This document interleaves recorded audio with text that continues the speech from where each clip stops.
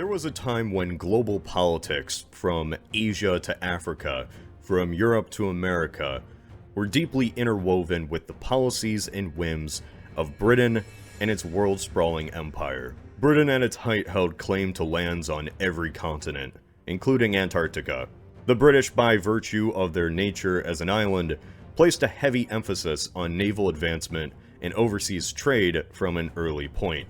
They were an up-and-coming power whose technological development was priming this geographically disconnected European realm to one day assume a leading role on the continent and beyond. Consequently, the British were growing at a rate which their measly islands could no longer sustain. If Britain was to continue growing in population, in strength, and in wealth, it would need more land and more resources.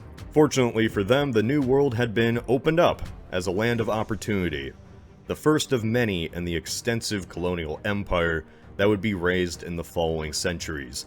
While the majority of Britain's conquered lands served as resource and military hubs to further enrich and secure the empire, the British extensively settled a number of these colonies in North America, Oceania, and Southern Africa, the impact of which has made a certain few of these countries virtual extensions of Britain, whose cultures and governments to this day share much with their parent nation.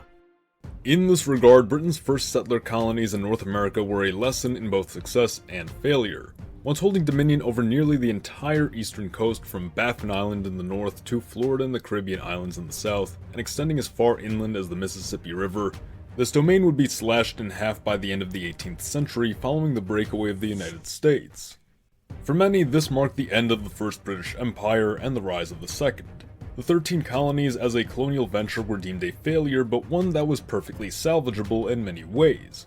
Not only did the early American administrations favor a continued trade partnership with Britain, but thousands of colonials who remained loyal to the crown would, over the course of the next few decades, resettle themselves in Britain's sparsely occupied northern colonies in modern-day Canada.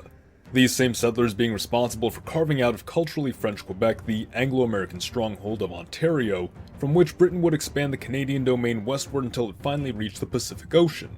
Here Britain would find yet another enormous landmass to claim, conquer, and settle, the continent of Australia and the neighbouring islands of New Zealand. As we mentioned before, Britain's domestic islands could no longer support its rising population, especially come the Industrial Revolution. This was previously alleviated by shipping criminals and undesirables to the lower colonies, but such was no longer an option, and Canada was unwilling to take on such a burden at the time. Consequently, Britain also feared that the presence of the United States would give criminals an incentive to escape justice by crossing the border, or inversely encourage the US to invade Canada, turning its prisoners loose and using them to terrorize the local population into accepting American rule.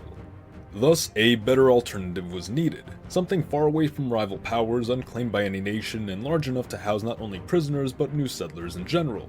Australia was just what Britain needed.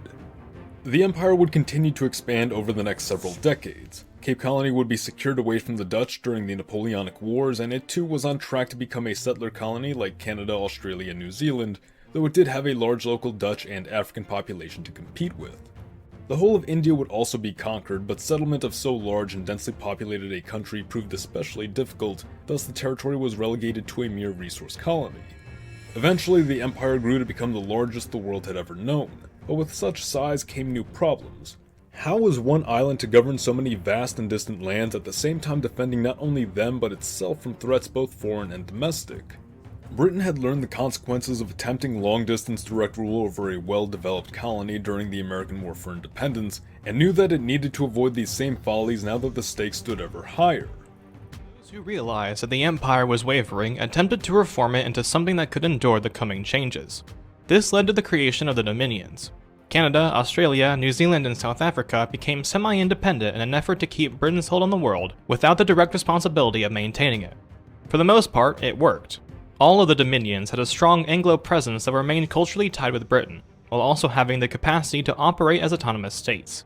This allowed Britain to shed its largest geographic colonies while preserving imperial cooperation. Britain could now focus on its personal and immediate agenda, as well as invest itself in the development of other colonies. It also prevented the same resentment which led to the breakaway of the US. Despite the benefits of this reform, there were fears that the semi-autonomous dominions would inevitably grow apart from the Empire, ultimately abandoning it. This sparked calls to reorganize the Empire into a massive imperial federation, in which all members could collaborate on a shared agenda. But before this plan could take off, Britain's involvement in the Great War dragged these dominions through 4 years of carnage. Britain had to fight off its enemies while also dealing with internal instability and the economy. The war revealed that even the all-powerful Britain had its limits. The Great Depression, post-war recession, rebellions in the non-Dominion colonies and revolutions abroad simply added more strain to the empire. When Hitler rose to power in Germany and invaded Austria and Czechoslovakia, Britain did not intervene. But when Germany invaded Poland, who received a guarantee of protection, Britain was forced to act. The fall of France, battles in the Mediterranean, the bombings of London, and a separate war against Japan in the Pacific added more and more weight to the faltering empire. By the war's end, Britain lay once again battered and exhausted, and its dominions stood disillusioned. America had been the industrial powerhouse during the war. America spearheaded the invasions of France and Italy, and America defeated Japan in the Pacific. It was a new world, and with Britain crippled, America was simply better equipped to face it. Britain was now subject to America's demands, and of those demands with a new policy of decolonization. The West could no longer appear as the imperialist oppressor when communist propaganda was being increasingly targeted at the developing world. Britain was willing to let go of its less important colonies, but it resisted leaving behind gems like India and Egypt, only to again be coerced by the US into standing down. By 1980, there was almost nothing left of the global empire. Canada and Australia drifted closer to the United States, and Britain soon found itself tied to Europe and the emerging European Union. Once the world's greatest power was made a secondary figure, in a union led by its rivals, France and Germany.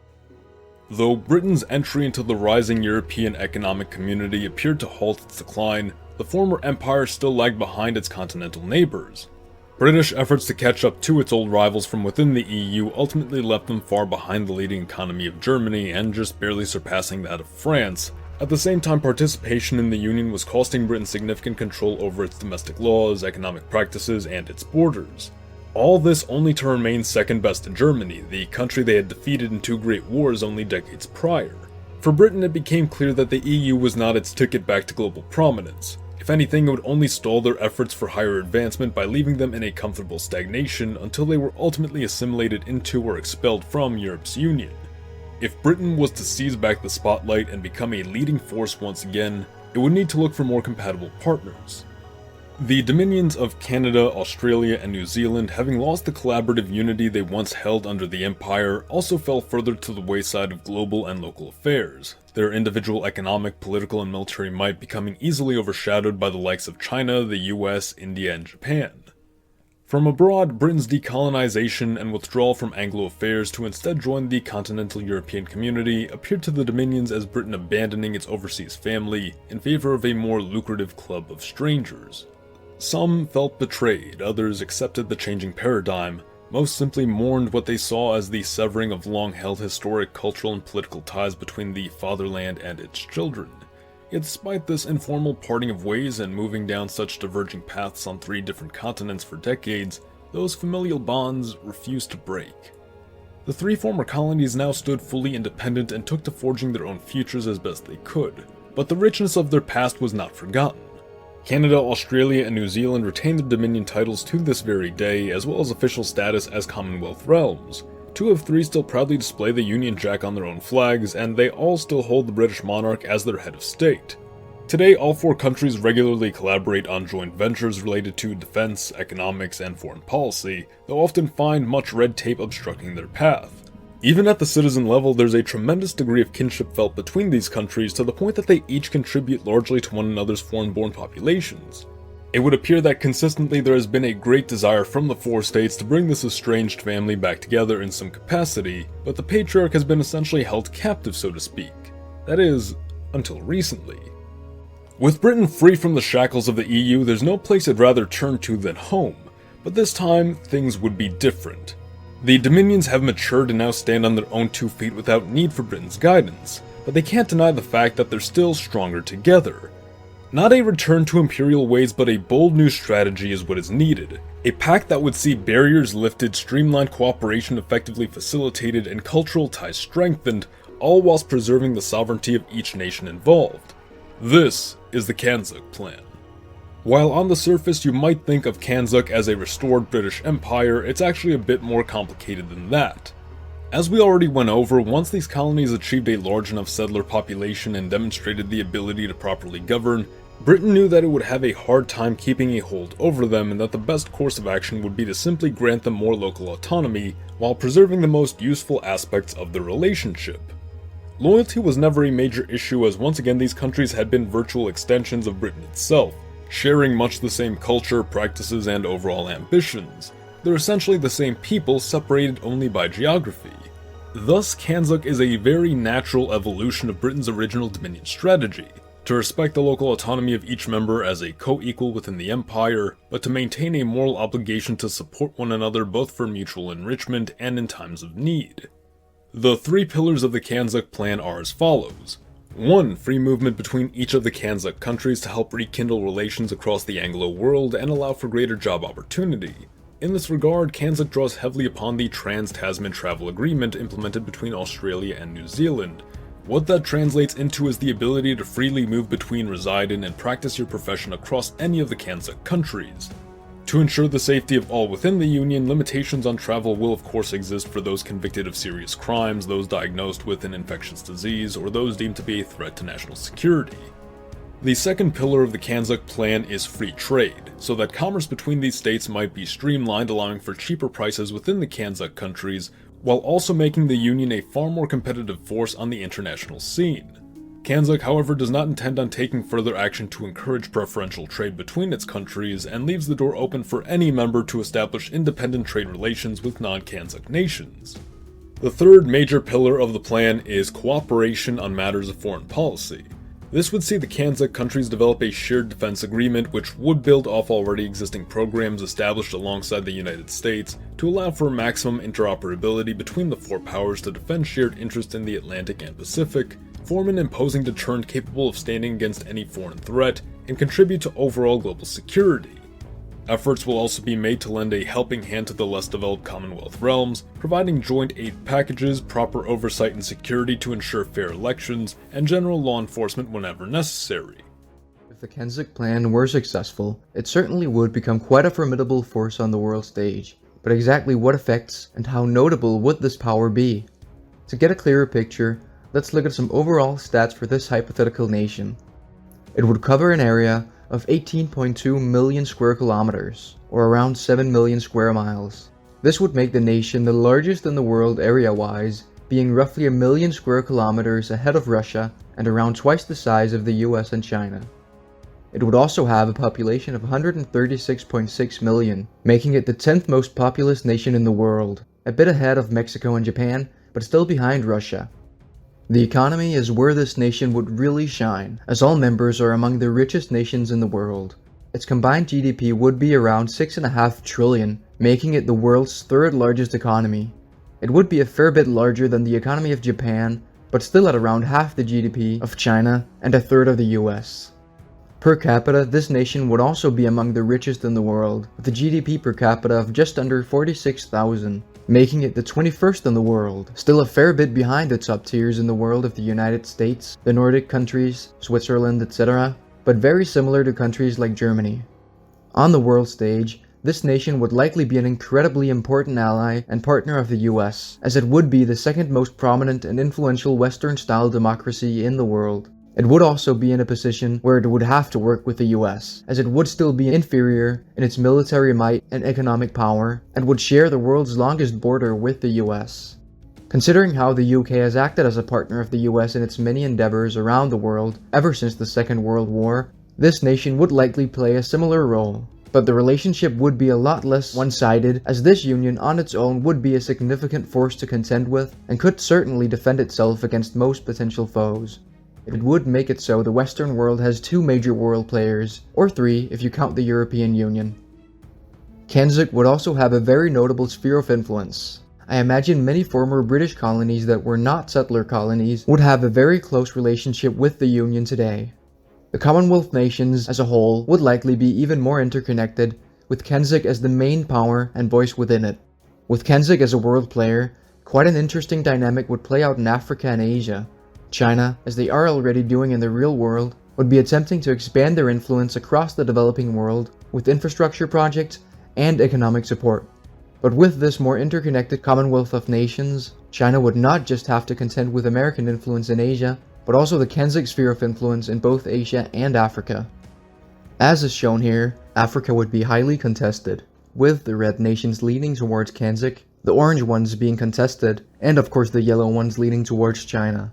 The biggest consequence geopolitically from Kanzak rising as a world power would be that China would face a lot more challenges geopolitically, as two strong Western powers, working alongside each other, would be contesting Chinese attempts at expanding their sphere of influence at every turn. This could potentially limit the rise of China if it does turn out to be a trend that continues. So while Kanzak might appear to some as a return to imperial ways, it's actually something altogether new which draws upon successful policies of the past. But what if things went even further? What if instead of merely following the Kanzak model, Canada, Australia, New Zealand, and the UK pushed for an even closer union, an imperial federation of sorts? Immediately, the biggest difference between the two models would be the creation of a single currency, a joint court system, and a centralized government. While it's likely a federation of the Kanzak countries would allow each state to retain its local parliament, a higher government would be formed capable of passing federation-wide legislation, collecting taxes, and more directly managing the resources and assets of the Kanzak countries. In contrast to the EU, Kanzak has strictly emphasized its opposition to the concept of federalization or progress toward a closer union.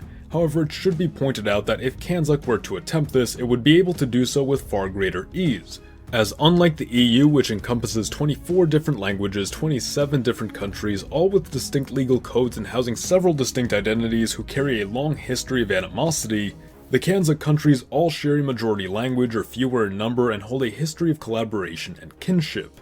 If any federated union of such great size were to be successful, there's likely no better candidates in all the world than the Kanzak countries. Though it's likely they'd enter into this federation under the Dominion standard of co-equal states within the Empire, there's no doubt Britain itself would hold a special role in the Union given its role in creating the other countries.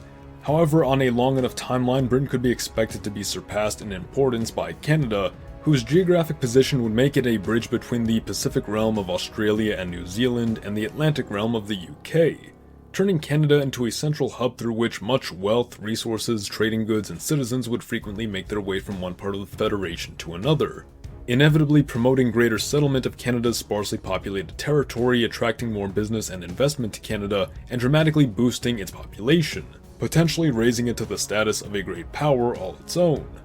As per the course of Kanzak's agenda, the less developed members of the Commonwealth would certainly be a focus for this alternate federation in much the same fashion. However, in a seeming reversal of past colonial policy, upon demonstration of sufficient economic growth and political stability, invitations would be made for these states to become closer partners or members of the Federation, while those who don't meet the criteria simply remain under the Federation's watch and protection, continually receiving support to either speed up their membership process or to simply remain as independent but successful allies. Now, given that a federation would be far more ambitious and game-changing than a loose union, active efforts would need to be made to promote goodwill and trust between the Imperial Federation and the United States, who, if for any reason sensed that the Federation was a threat, could easily invade neighboring Canada and capture its major population centers before the other states could properly react. Fortunately, as we've mentioned before, the Kanzak countries and the US have long worked on mutual defense projects and since the Great Wars have fostered a strong friendship, but this is no guarantee that such a friendship will last forever, and this partnership will need to be continually maintained, especially once Canada begins rising as a major force and becomes more difficult for the US to overwhelm. It's not difficult to imagine a Sino-Soviet split-esque situation which ultimately leaves two of the world's most powerful former allies now at each other's necks. For this reason of maintaining US-IF relations, we can expect a doubling down of investment in Canada as the Federation's central hub, while Federation activities focus primarily in the European and Asian theaters. As mentioned earlier, the Federation could be expected to become a major economic rival to China, and alongside the United States would actively seek to curtail their growing international and even local influence, as Australia and New Zealand see increasing specialization to better compete in the Pacific marketplace, coming to rely upon Canada for non-specialized goods. The EU should also be expected to become a more hostile economic adversary to the Federation, as Britain's close proximity once again makes it a major shipping and distribution center for Federation-made goods to the European market. We could expect tariffs and quotas to be implemented by both sides, building up to the outbreak of a trade war, reviving the old Franco-British and Anglo-German rivalries. This return to the British and mainland divide would drive Scotland to finally decide whether it wishes to stand as a part of the Federation or as a disconnected member of the EU. Given the greater economic opportunities provided by the Union with Canada, Australia, and New Zealand, as well as the high risk Scotland would assume by becoming only one of two economic rivals to the Federation to share a border with them, remaining within the United Kingdom would ultimately prove their best course of action. Ireland becomes another matter, as the Irish currently maintain a free travel arrangement with the UK despite being a member of the EU. If relations between the European Union and Imperial Federation were to break down, this privilege to Irish citizens may be suspended, leading to increased tension within the Republic of Ireland and Northern Ireland as demands for reunification rise. The leading members of the EU might be expected to accelerate their own efforts at political integration to better compete with the Imperial Federation, but this is likely to meet heavy resistance from a certain few states, possibly leading some to break away and ultimately leaving the Imperial Federation in a far stronger position over the mainland Union once again. If Britain was to rebuild its empire today, the result would undoubtedly be world-changing. Though it's difficult to say what this new union would mean looking forward to the far future, the immediate implications for the following decades would seem clear. New opportunities would be created, old rivalries would return, and the Anglosphere would finally retake its long-desired leading role. The US of Z thanks you for watching. Special thanks to our friends Neatling, the Group Education, and Alternate History Hub for helping us put this video together. And of course, my personal gratitude to all of you watching for helping me achieve my 100,000 subscriber milestone. This may be my 100k special, but all these videos I work on, the days of research and writing, the hours of editing, know that I do all this with a deep sense of thanks, especially for my most loyal followers. You've done tremendous things for me, and I will not stop bringing you the very best, on here and beyond. So with that said, and as always, support your Legion by liking the video, or join our ranks by subscribing for more. Mr. Z,